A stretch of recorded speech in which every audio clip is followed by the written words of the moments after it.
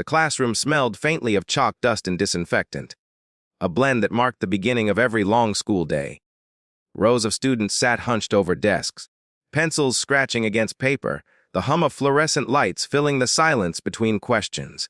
At the front of the room stood Mr. Harlan, the kind of teacher who wore authority like armor. His tie was always straight, his shoes polished to a mirror sheen, his tone sharp enough to draw blood without ever raising his voice. Among the students sat a 16-year-old girl named Maya Thompson. She was quiet but focused, the kind of student who rarely spoke unless she had something worth saying. Her notebooks were full of neat handwriting and careful notes, her margins lined with questions she wanted to ask, but often didn't. She dreamed of becoming a doctor, not for prestige or money, but because she had seen what sickness did to people she loved, and she wanted to help. But dreams in that room had limits, especially for her. Maya had learned long ago that her voice carried differently. When she spoke, some teachers dismissed her answers before she finished. When she raised her hand, they called on someone else. It wasn't always direct, just subtle enough to make her doubt herself. But in Mr. Harlan's class, it was different. His prejudice wasn't subtle, it was precise. He called it honesty. The other students called it motivation. But Maya felt what it really was, humiliation disguised as guidance. It started small. A raised eyebrow when she mispronounced a medical term. A sigh when she scored just below an A on a test. Then came the public comments. When other students mentioned their ambitions, lawyer, engineer, architect, he praised them. When Maya said she wanted to be a doctor, his reaction was different. He chuckled, not kindly, but dismissively. The sound carried across the classroom, drawing a few awkward laughs from students unsure how to react. He said something about setting realistic goals, about how some people just aren't cut out for certain careers. The words burned through Maya's chest, but she said nothing. She couldn't, not there. Over time, his words became heavier. Every time she reached for her dream, he pushed it further away. When she volunteered for extra credit, he found excuses to turn her down. When she aced a quiz, he accused her of cheating. His words drilled into her identity, not just her intelligence, but her worth. Maya went home each night feeling smaller. Her mother worked long shifts as a nurse. Her father had passed away years earlier, and she didn't want to burden anyone with her pain. So she buried it, smiling through dinner, finishing her homework under dim light, whispering to herself that one day she'd prove him wrong. But as the months passed, even that whisper started to fade. The breaking point came one afternoon during career day. Each student stood before the class and spoke about their future goals. When Maya's turn came, she stood nervously, clutching her note cards, her voice trembling as she spoke about medicine, about saving lives, about how she wanted to specialize in neurosurgery. Mr. Harlan didn't let her finish. He interrupted her halfway, his tone flat, his expression cold. He told her that medicine was not for everyone. He said the road was long and difficult, and some people simply didn't have the mental sharpness required to handle it. His words were clinical, but the message underneath was sharp: you are not smart enough, and you never will be. The class fell silent. Maya froze, her note card slipping from her hands. The room felt smaller, tighter. No one looked at her, not even her friends. The shame was suffocating. After that day, something in Maya shifted. She stopped speaking up, stopped asking questions. Her grades slipped, her motivation dimmed. Every time she opened her books, she heard his voice. Too dumb to be a doctor. By graduation, Maya stood near the bottom of her class ranking. She smiled for the photos, but inside she was broken. She watched other students wave goodbye to Mr. Harlan, thanking him for believing in them.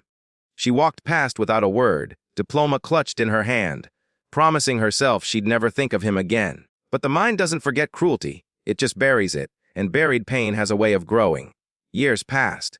Maya took small jobs, waitressing, working in a pharmacy, doing whatever she could to help her mother with bills.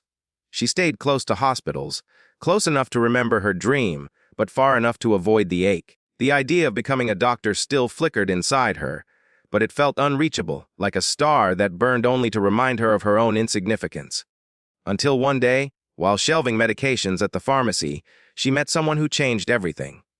A woman, older, elegant, with silver hair and a kind smile, asked for help finding a prescription. She noticed Maya's attention to detail, her knowledge of the medications, the way she explained things with care. Before leaving, the woman asked her a simple question. "Why aren't you a doctor?" Maya froze.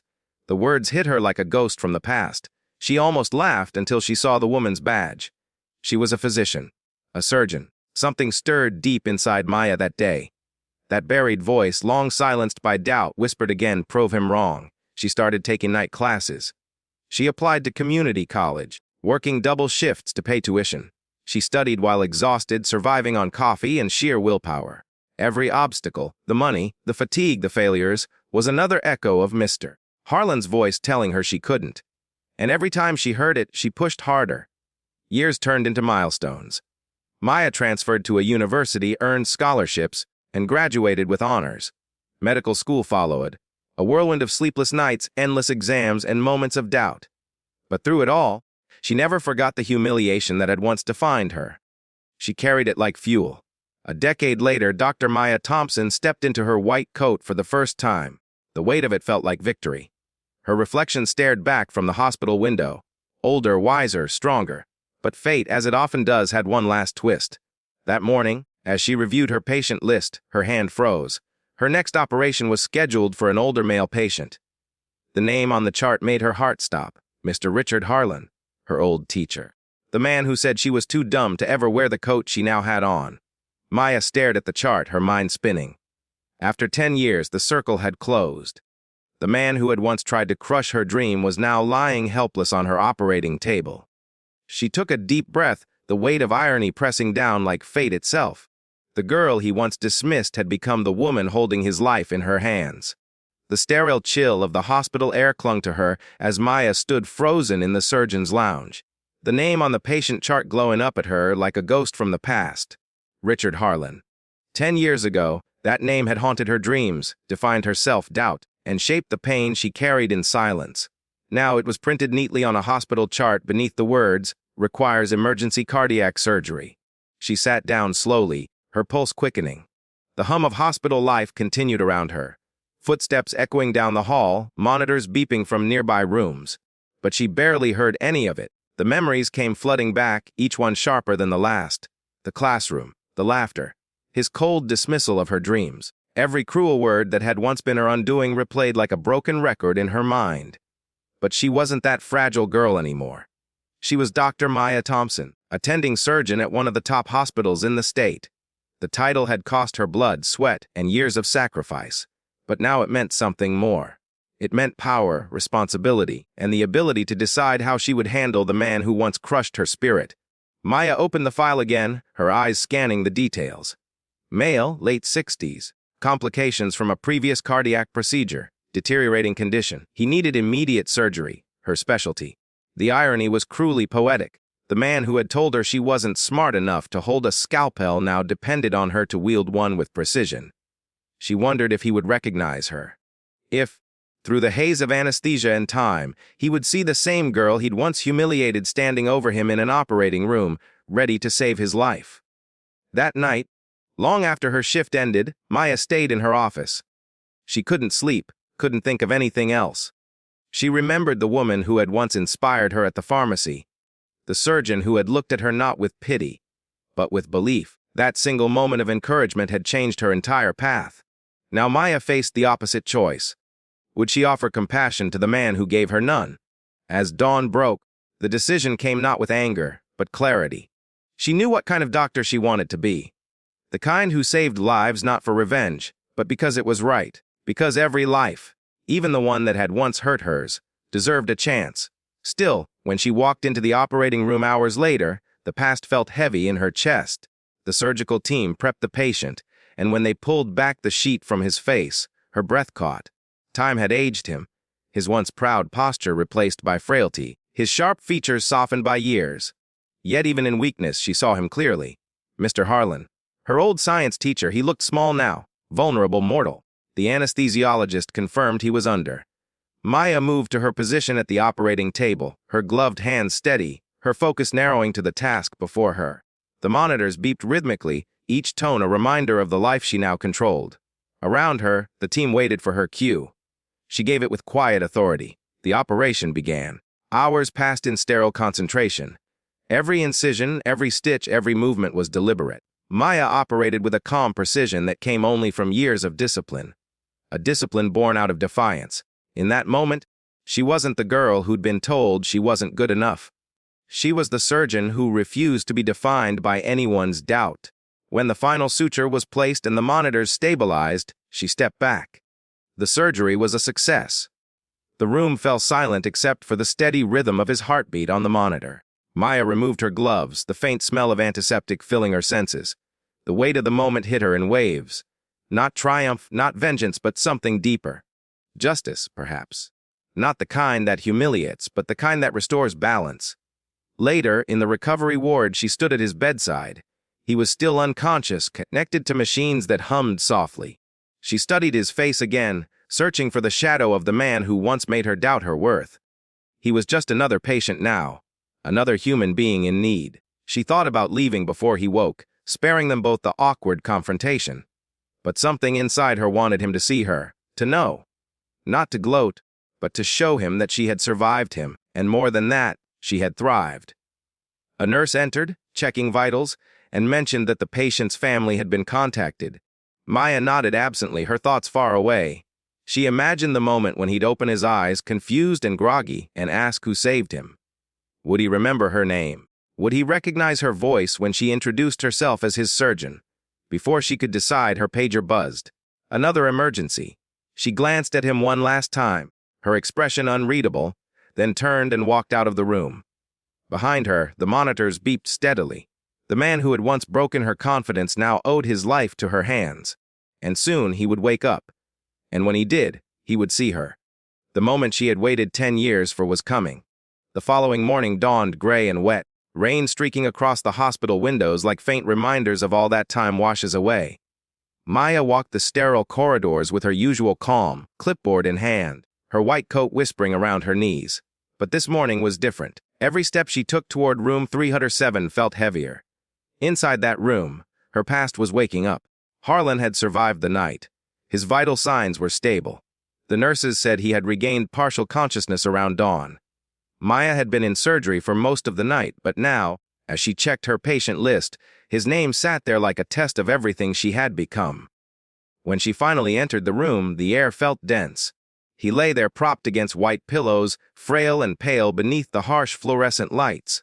The monitors beside him beeped with an unhurried rhythm, each tone steady and alive. His eyes were open, faintly glassy from medication, but alert enough to recognize faces. He turned slightly when he saw her. For a long moment, neither moved. It took him a few seconds to speak. A rasp of disbelief more than a question. Maya could see the recognition flicker behind his eyes as the years collapsed between them. She imagined what he saw now, not the timid student in a worn-out uniform, but a poised woman in a crisp white coat, her name embroidered neatly on the chest, Dr. M. Thompson, cardiothoracic surgery. The irony was so thick it almost stole her breath.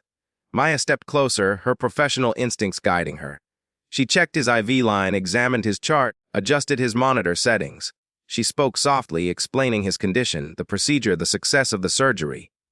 But beneath her calm voice, emotion pulsed like a second heartbeat, steady, controlled, but undeniable. He watched her in silence. The arrogance that once sharpened his words had been replaced by something unfamiliar.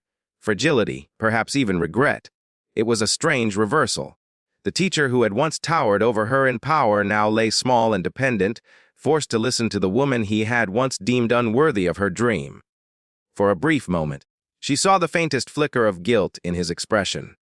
Maybe he remembered those classroom days, the way he dismissed her questions, the laughter that followed his words, the moment he told her she wasn't smart enough. Or maybe he didn't remember the details at all. Maybe for him, it was just another day, another student long forgotten.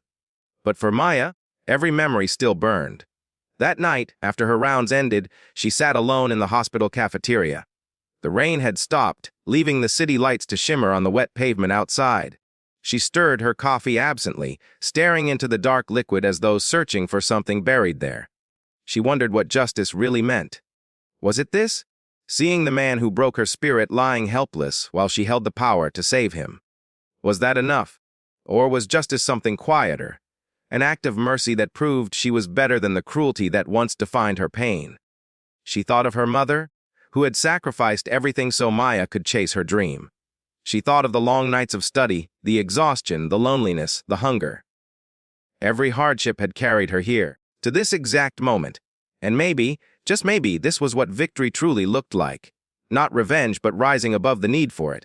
The next day, she returned to his room. He was stronger, able to sit up, his voice steadier. He asked questions about his heart, his medications, his recovery. Professional questions, safe questions. But behind them, she sensed something unspoken. When she answered, she stayed clinical, detached. Yet her eyes held his for a second too long. And that silence said everything, he knew. Over the following days, she continued to check on him as his condition improved. Each visit was an unspoken conversation between the past and the present. He never apologized, not outright. But his demeanor changed, the sharpness was gone. When he thanked her after a successful post-op review, it wasn't just politeness, it was humility. And that, in its quiet way, was worth more than words. Still, fate had one more twist waiting. On the 5th day of recovery, Maya received a message from the hospital board. They were hosting an annual donors' luncheon, an event to honor physicians and their contributions. She had been chosen as one of the featured speakers for her excellence in surgical innovation and mentorship. The luncheon would be held that Friday, in the same hall where Richard Harlan's family had requested to meet her to thank her for saving his life. When she read the message, her heart clenched. The circle wasn't finished yet. The man who had once mocked her ambitions would now sit in an audience, listening to her speak about the very field he'd said she'd never belong in. She spent the next few nights restless. Her words came easily enough: gratitude, medical advancements, patient care. But the personal weight of the moment loomed. Would she mention him? Would she expose his cruelty to the crowd? Or would she let silence tell the story instead? Friday came. The banquet hall glowed with soft light and the hum of conversation. Doctors, nurses, donors, and patients filled the tables, laughter and applause echoing under crystal chandeliers. Maya took her place at the podium, her heart pounding beneath her white coat. Her eyes swept the room, and there he was, sitting near the front, a blanket draped over his legs, a faint smile trembling on his lips. He looked fragile but attentive. And for the first time, his gaze toward her wasn't one of condescension. It was pride, or perhaps repentance. Maya inhaled deeply. The microphone crackled as she began to speak. She told the audience about perseverance, about how some dreams aren't destroyed, they're buried, waiting for the right hands to unearth them. She spoke about kindness, about how words can either break or build futures. She didn't say his name. She didn't need to. Every word she spoke was a mirror held up to the past, and he saw it. By the end of her speech, the room rose in applause. Cameras flashed. Her name echoed through the hall, no longer whispered in pity or disbelief, but celebrated in respect. And as the applause faded, she caught his gaze once more. There were tears in his eyes. But she didn't linger. She walked off the stage with quiet dignity, knowing the next chapter of her life no longer belonged to the girl he once belittled. It belonged entirely to the woman she had become. Still, as she left the hall that night, one thought stayed with her. Sometimes karma doesn't shout. Sometimes it simply hands you the scalpel and lets you choose what kind of person you'll be when it's your turn to hold it. The applause still echoed in Maya's ears long after the banquet ended. The evening had been everything she once dreamed of: recognition, respect, the quiet satisfaction of proving everyone who doubted her wrong. Yet beneath the celebration, there was an ache she couldn't name. Victory, she realized, didn't erase the scars. It only made them quieter. That night, as she walked through the hospital parking lot, the city lights shimmered on wet pavement. The air was cool, crisp, full of that post-rain stillness that always made her reflective. The weight of the day pressed on her chest. Not exhaustion, but the emotional gravity of coming full circle. Mr. Harlan had been there, fragile yet proud, eyes glistening as she spoke. He hadn't approached her afterward, though. Maybe he thought she wouldn't want to see him. Maybe he didn't have the courage. But deep down, Maya knew their story wasn't finished. There were still words that needed to be said, not for his sake, but for her own peace. 2 days later, she found herself standing outside his recovery room again. He had been transferred to the rehabilitation wing, where patients regained strength before discharge. The nurses said he'd been quiet, introspective, spending most of his time looking out the window. When she entered, he looked up slowly. The faint surprise in his eyes softened into recognition. For a moment, neither spoke. Maya moved to the side of the bed, checking the monitors out of habit, her motions efficient and composed. But the silence between them felt heavy with years of unspoken history. She could feel his gaze on her, curious, maybe remorseful. The once commanding teacher now seemed smaller than the shadows that lingered in the corners of the room. His voice, when it finally came, was cracked and uneven. He thanked her again for saving his life. Simple words, but they landed differently this time, less routine, more deliberate. And as she listened, she realized something unexpected. He wasn't just thanking her for the surgery. He was thanking her for the grace she'd shown him, for the second chance she could have easily denied. He began to talk more, haltingly at first, about his teaching years, about the pride and pressure that had shaped him into someone hard and unkind. He admitted he had pushed certain students too harshly, believed too much in his own judgment. He didn't say her name, but she knew he meant her. Maya stood quietly, listening. She could feel the anger of her teenage years flicker inside her, but it didn't burn the same way anymore. Time had changed it, dulled its edges, turned it into something more complex. A mixture of pity, closure, and understanding. She thought about all the people who had believed in her when he hadn't: her mother, her professors, the surgeon who had seen potential in her at the pharmacy. They had carried her through the darkness he had once created. And now, she had the chance to end that darkness herself. When he stopped speaking, she looked at him, not as the man who'd broken her, but as a human being facing the inevitable truth of his own fragility. And in that moment, forgiveness didn't feel like surrender. It felt like freedom. She told him he was going to recover well, that his surgery had gone better than expected. Her tone remained clinical, but her eyes said the rest. She forgave him, not in words but in presence, in choosing to show up not as the wounded student, but as the healer. After she left the room, she stood in the hallway for a long time, breathing deeply.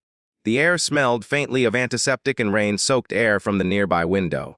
It was over. The ghost of Richard Harlan no longer haunted her. He was just another man in her long list of patients, a chapter closed. But life had one more lesson waiting. A few days later, she received a letter at the hospital, handwritten neat, the penmanship unmistakably old-fashioned. It was from him. Inside, he had written about regret, about time wasted, about the dangers of letting pride disguise itself as authority. He admitted that her success had humbled him in ways he couldn't express face to face. He ended with a line that stayed with her long after she folded the letter back into its envelope. "You taught me more about humanity in saving me than I ever taught you about science." Maya reread those words several times, her throat tightening. The letter didn't erase the past, but it rewrote its ending. For the first time, she felt the full release of closure. Weeks passed, and Mr. Harlan was discharged. Life at the hospital returned to its rhythm. Patients, surgeries, long nights. Yet every time she walked past room 307, she felt a quiet peace instead of pain. Then, months later, an unexpected message arrived in her email, a formal invitation from the local school board. They were organizing a ceremony to honor retired educators and their former students who had gone on to make significant impacts in their fields. Her name had been nominated by none other than Richard Harlan. The irony of it all was staggering. She stared at the screen, her hands trembling slightly. 10 years ago, that man had tried to strip her of her dream. Now he was putting her name forward as an example of what education could achieve. Maya didn't respond right away. Part of her wanted to refuse, to leave the past behind for good. But another part of her, the part that had learned to rise above resentment, knew this was how true healing ended, not in silence but in recognition, so she accepted. The ceremony was scheduled for spring. It would be held at her old high school, the same place where she had once stood, humiliated and small, holding torn note cards and shattered confidence. As the day approached, Maya prepared her speech. This time, it wouldn't be about revenge or vindication. It would be about growth, compassion, and the power of perseverance against prejudice. She looked forward to walking those halls again. Not as the girl who was told she couldn't, but as the woman who did. But she didn't yet know that the ceremony would bring one final revelation. Something that would test just how deep her forgiveness truly ran. Because sometimes, closure isn't the end of the story. It's the beginning of a new one. The spring sun spilled over the city like liquid gold, coating the familiar streets in warmth and memory.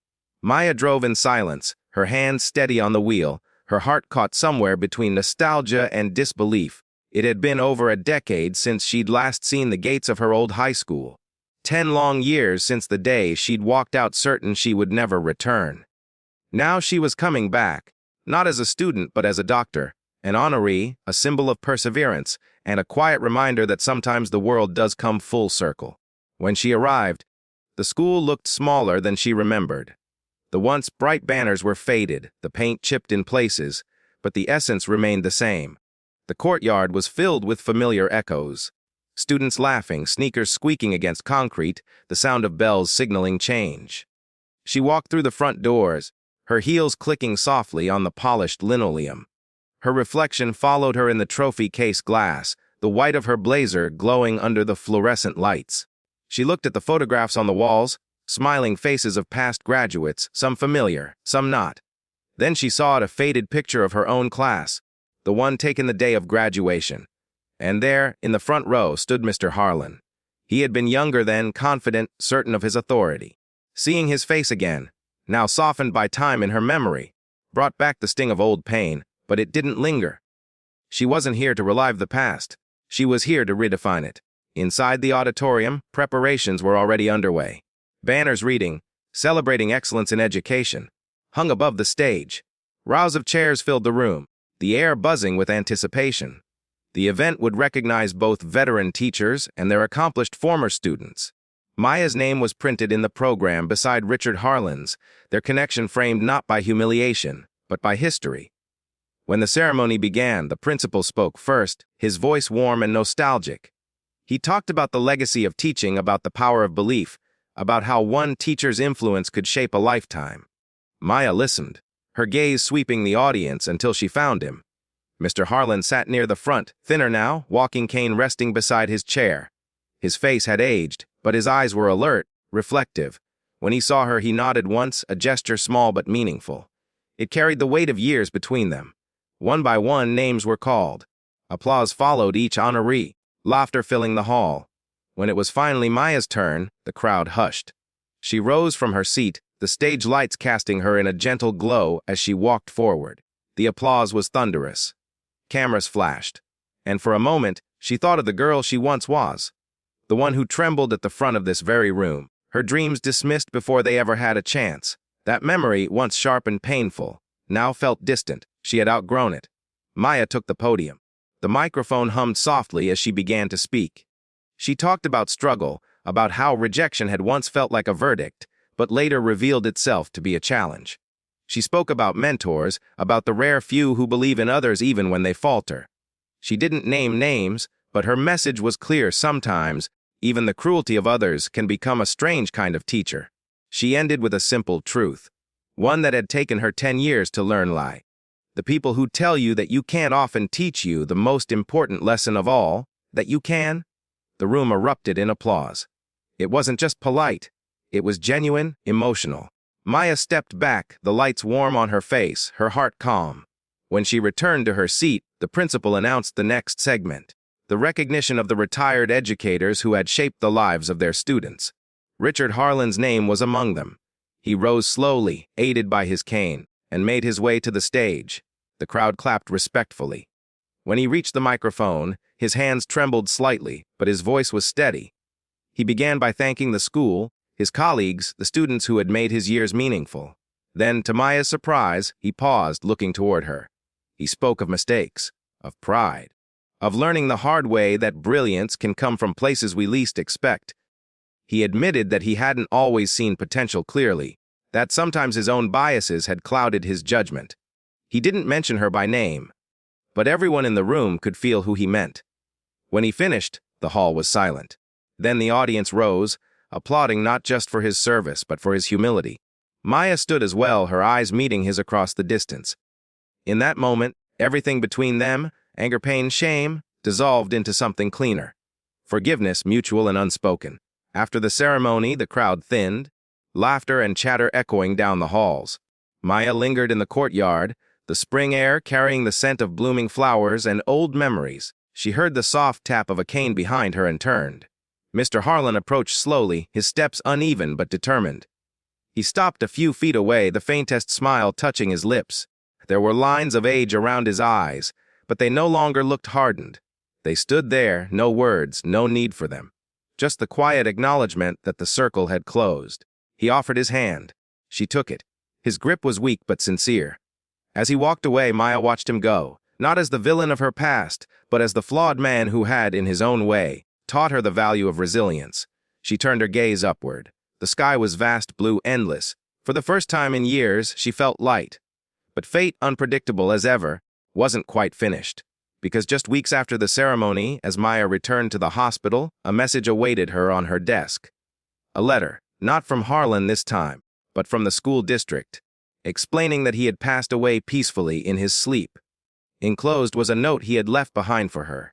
She opened it, her hands trembling slightly. Inside, in his neat, looping handwriting, were the words, "I once told you that you weren't meant to be a doctor.